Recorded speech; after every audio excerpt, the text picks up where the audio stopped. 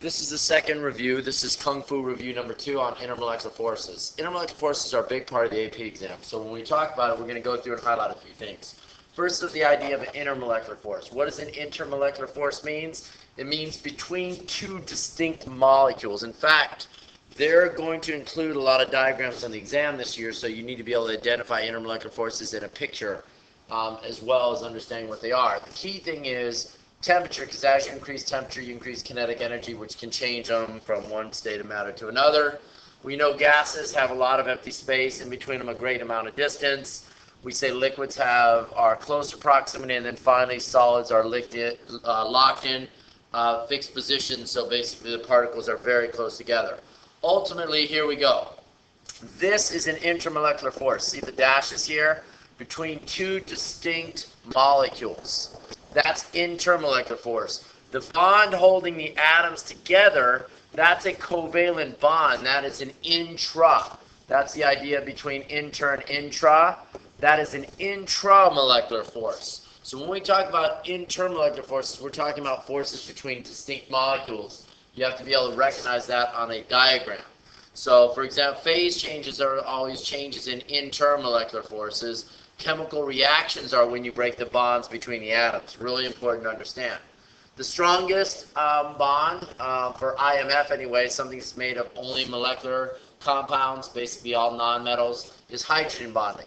Hydrogens bond to either F, O, or N and create unusually large dipole forces. That is because hydrogen bonding is basically very small elements. It's typed weird. I gotta fix this. It's basically small atoms that are highly electronegative, which has a large Coulombic attraction. There it is again. So F, O, and N are very small atoms, and they're all very electronegative. That's what causes hydrogen bonding. So when we talk about hydrogen bonding, it's basically a super strong dipole-dipole interaction. And when you have hydrogen bonding, you create one side's going to be positive, one side's going to be negative, this side would be positive and negative. Notice the attraction is between the positive and the negative side. That's the key thing you want to think about. Intermediate strength are dipole-dipole. Those are polar molecules. Remember when we drew Lewis structures, we would have drawn those as polar molecules. They also have Coulombic attraction. They are permanent dipoles as well. They're just not as strong as hydrogen bonding. So when we have polar bonds in a molecule that do not cancel, so they're not symmetrical, like for example the lone pair of electrons here will make, or you'll end up with the difference in electronegativity between the oxygen and the sulfur, will give a molecule a polar, make a molecule polar, which would make one side slightly negative, the other side slightly positive, and ultimately you get a dipole-dipole or polar attraction. That's the second strongest intermolecular force. The third strongest is the induced dipole. London dispersion forces are small Coulombic forces that are caused by distorting the electron cloud or polarizability. This is the only time we use the idea that something is polarizable. Can the electron get caught or get distorted? The two key factors for polarizability, we learned this before in the chapter. If you have more electrons, it means you're going to be more polarizable. If you're more elongated, it means you're going to be more polarizable. So when you talk about London forces are basically an instantaneous dipole. So it's not a permanent dipole, it's an induced dipole, so it's only a dipole for a minute and then it goes back. Then it becomes a dipole and then it goes back. Next one. Key properties of molecular compounds. We just did all three molecular compounds. The molecular compounds are made of nonmetals. When we did a lab on this, there are key properties you have to be aware of. You have to be able to understand the forces that basically connect them together, and generally properties of molecular compounds. They tend to have low melting and boiling points because they are attracted to each other, just not as strong as ionic or network covalent. They're poor conductors of heat and electricity, and most are insoluble in water except if it is a polar covalent substance, like alcohol or something like that, where it has polar covalent bonds. Here's an example of being able to identify hydrogen bonding. If you look right here, you have an H and an O bonded together, and notice they're identifying hydrogen bonding in a diagram. You have to be able to spot that. So you have a positive side to it, positive side to a molecule. Actually, that's a negative side of a molecule. This would be the positive side is attracted to the negative side. There's a representation of hydrogen bonding. Ionic forces. Ionic forces involve a metal and a non-metal. So you have a metal basically connecting to a non-metal. When we talk about that, that is a attraction of oppositely charged particles. And guess what? It's related to Coulomb's law, governed by the idea that it's directly related to two things. The greater the charge you have, the greater the attraction between ions. The smaller the ions, the greater the attraction. The first thing you consider is the strength of the charge. Second thing you consider is the size of the ion. When we talk about lattice or lattice structure, we're referring to ionic compounds because the atoms are stacked in little lattices, the positive and negative ions. So there's a positive ion, there's a negative ion. They're stacked together and attracted together.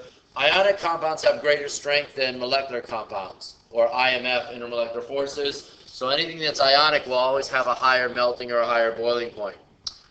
Key properties of ionic compounds, how do we spot them in that lab that we did a long time ago? Ionic compounds tend to be solids. They tend to have very high melting points, and most will dissolve in water. So one of the key things that can help us differentiate an ionic compound is the fact that it's soluble in water. The other key thing is it conducts electricity once they become ions in solution. Ionic substances, if they're not dissolved in water, they only conduct electricity in the molten state when they're melted, because otherwise the ions are held in a rigid state here. So the electrons are locked in a bond. They don't conduct electricity unless you actually melt and break those bonds. So that's a key property of ionic compounds. Finally, the last type, for the most part, is a network covalent. So a network covalent molecule is covalently bonded on all sides. Like a diamond is the best example of covalent bonding. Graphite in your pencil is an example of sheet covalent bonding. So it's basically two-dimensional bonding versus three-dimensional bonding. They're very, very strong forces. Diamonds, quartz, which is SiO2. They're basically the strongest held substances together that we know of. When we talk about ionic forces, this is what you need to fill out. The greater the intermolecular force, what does that mean? In physical properties, what it means we will always have a higher boiling point, higher melting point, and freezing point. The only one that's opposite is vapor pressure. Vapor pressure, you need to remember, is how easily something goes from a liquid to a gas. So the less intermolecular forces, think of intermolecular forces as the forces that hold it together, the stickiness of the molecule. So the more sticky the molecule is, the harder it is to separate. So it's the only one that's inversely related to intermolecular forces. Now I gave you another square. Let's say I want to talk about something if I was looking for the lowest intermolecular forces. If I flip this arrow around, I automatically flip this arrow around, and I flip that arrow around. This arrow gets flipped around this direction. So when we're talking about the lowest IMF, means that they would have very low boiling points, very low melting or freezing points, but they would have a high vapor pressure, which means they go from a liquid to a gas very easily. And the term we use for that is a volatile solution. It's volatile solution, basically. Maybe I should learn how to spell it. Anyway, how do we connect this to our lab? One of the key things this year in AP is connecting to our lab, the idea that we do lab work and we're able to connect it. So we did a lab right in December, where you took substances and they didn't have labels on the bottles, and the key idea was for you to figure out. The key idea is for you to figure out whether or not something was ionic, molecular, or some other substance, or metallic, basically. Because with metallic bonding, we'll talk about the properties. I think I put a slide with the properties of metallic bonding. Did I not? I'll have to add that real quick. Let me see it. I wonder if I can add. I probably can't add that, actually. It's on your notes. I already put it on your notes. So if you started with an ionic solid, a polar covalent solid, a metallic solid, and a non-polar covalent solid, the first thing you do is test to see if the solid conducts electricity. We know ionic solids don't conduct electricity.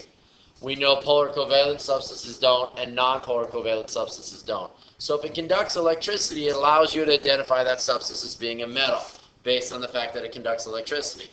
If it doesn't conduct electricity, that means we were down to three choices: ionic, polar covalent, or non-polar covalent.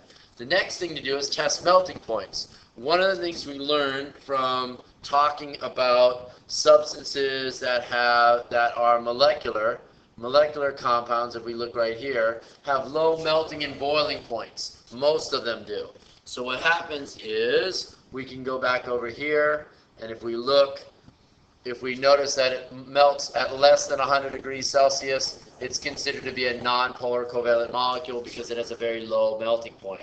If it is ionic or polar covalent, in that case, it will have a melting point typically over 100 degrees Celsius. The last thing to do is, if we drop it in a solution and it dissolves. So we drop it in a solution and it dissolves, does it conduct electricity? Because remember, ionic compounds, when you dissolve them in water, they produce ions, and when you get ions, you conduct electricity. So that's how, in our lab, we would use a flow chart, because I can anticipate them giving you a question on the exam.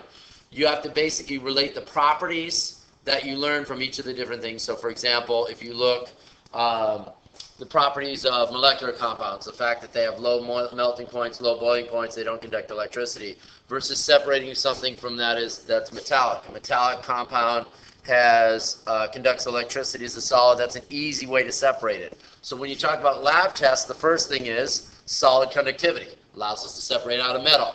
Second test would be melting point. Low melting point, well, that means it's going to be an intermolecular force, typically non-polar covalent. Last thing is, as a solution, if you dissolve the solid in water, does it conduct electricity? If it does, then you would separate it out as being an ionic compound. If there's no conductivity, it would be a polar covalent compound. So it's key. You have to basically pay attention to key properties of ionic compounds, solids at room temperature, high melting points, dissolve in water. Substances conduct electricity when they're either the molten state or if they're ions in solution. That's basically what it comes down to. Those are the key things you want to focus on as far as ionic compounds, connecting them together. As far as everything else we did, this goes back to some kind of the stuff we learned when we were in the chapter. Intermolecular forces, you're dealing with stuff that's made of all nonmetals. So this is all nonmetals here. You go to rank the forces. As you go this direction, they get stronger. Strongest force is network covalent. It's Si and a diamond, super, super high melting points. The next strongest force is ionic, which is a metal plus a non-metal. I already went over this a little bit. Stronger the charge, the greater the attraction for ionic compounds. The smaller the ion, the stronger the attraction. And finally, intermolecular forces involve only nonmetals. When you're putting nonmetals together, the hydrogen bonding is based on the Fun rule. You have dipole. Dipole means polar molecules, and you can determine whether or not a molecule is polar, whether it has a lone pair of electrons and stuff like that. So, next thing, LDF, London dispersion forces, is polarizability right there. So you have polarizability. If you're a polarizable molecule, we're only talking about this section right here.